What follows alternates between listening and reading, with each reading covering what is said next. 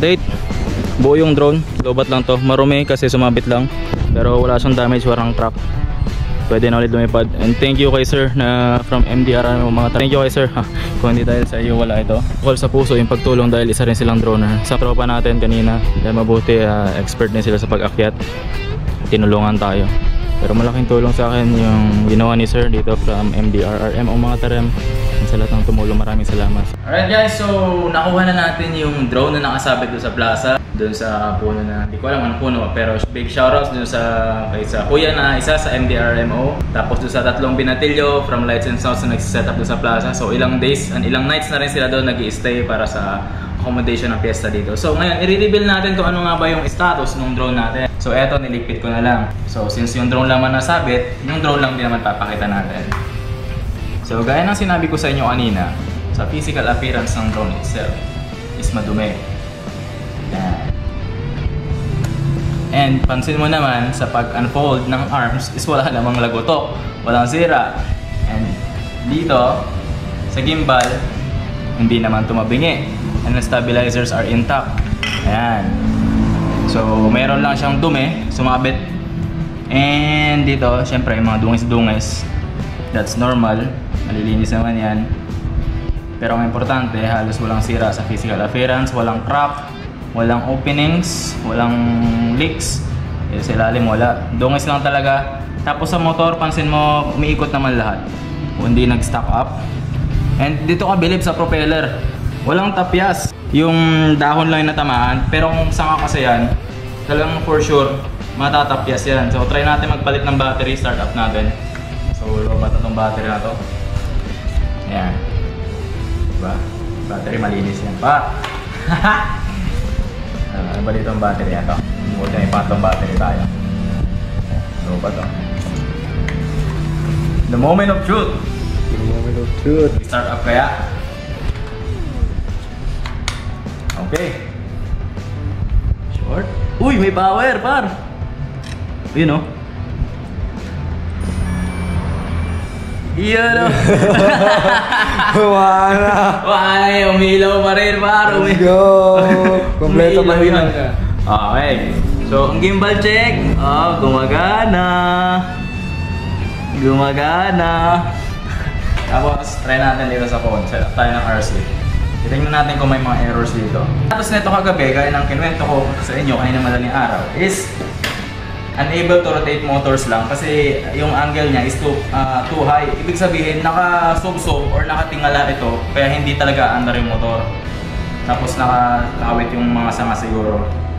Kaya ngayon, the moment of truth.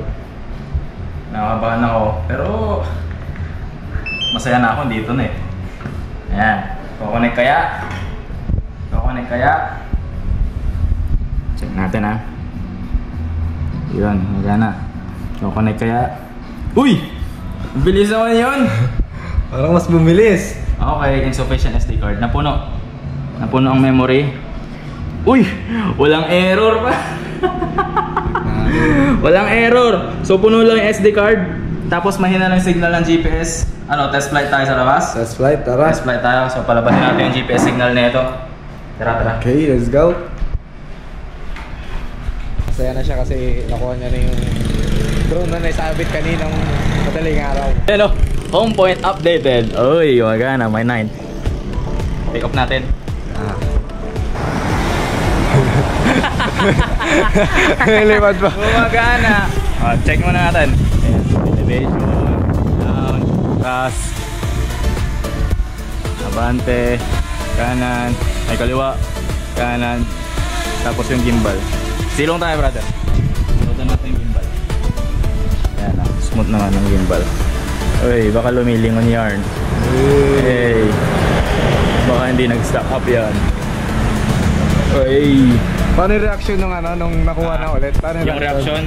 Ano, kasi ano to eh. Kasi isinapit yung body ng drone doon sa sa bilog na tali. Tapos nung sabi ko, kung magalaw niya man to anytime, sasaluhin ko to, sabi ko. Kahit anong mangyari, kahit bumagsak o masira, basta makuha, sabi ko. Eh nung nakita ko sa kawayan, nakasabit na, nasa loob na ng tali. Nakahinga akong maluwag. Kuya, dahan. Sige kuya, yan, ingat. Baka masabit. Baka sumabit ulit. Sabi ko gano'n. Oo, kaya yun. Nung naibaba ng safe, nakita ko kasi in-expect ko talaga na hindi siya sira. Kasi kita mo naman yung mga warning kahapon, wala talagang sira.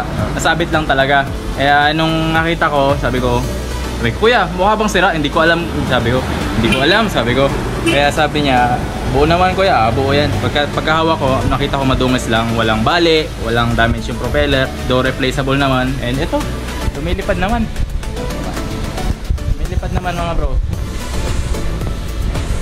Yan, so maraming salamat sa sa mga taong tumulong behind this successful operation.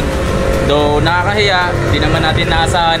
Ang kinaganda dito, wala tayong nasaktang tao, di ba? Hindi nabagsakan or hindi nasukat yung ibang tao, wala tayong nadamay na properties. So yung puno is, yun nga, hindi natin inaasahan na sumabit kasi madilim. Pero it is my error and it is my fault na sumabit. And pasensya na sa abala ng mga tumulong sa atin, and I salute you all. Alright, so this is Arco. Thank you so much kay brother natin. Paano? Ernest Jan. Ayan. Thank you. And kay brother Michael Lucero.vlog sa advice. Tapos kay Neil Cesar na maglapit doon sa MDRM mga taram. So alright, this is Arco. Thank you and see you on the skies. Bye.